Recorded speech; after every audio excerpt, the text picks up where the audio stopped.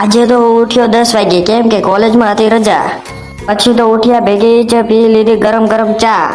પછી તો લઈ લીધી ચાવી અને મારી લીધી કીક ને આપણે આજે ગાડીમાં નખાવા જવાનું છે ઓઇલ, કેમ કે સમયસર મેન્ટેનન્સ કરાવવું જરૂરી છે જેથી ગાડી સ્મૂથ ચાલે. જે બગડેલું હતું ઓઇલ તે બહાર નીકાળી દીધું.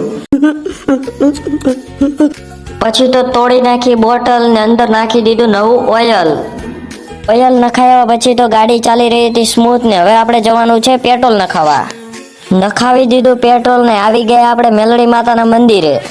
પછી તો કરી લીધા દર્શન ને હવે આપણે જશું ઘરે. ત્યાંથી તો આપણે આવી ગયા ઘરે ને જમવાનું તૈયાર હતું મસ્ત દેશી જમીન. હવે આપણે જશું મેડિકલે. પછી તો આવી ગયા મેડિકલે આવીને જોયા બિલ ને પછી અલગ અલગ બિલ ના અલગ અલગ માલ કાઢી લીધો. જો મિત્રો તમને આ વ્લોગ ગમ્યો હોય તો લાઈક શેર ફોલો કરો. કાલે મળીએ એક નવા વ્લોગ સાથે.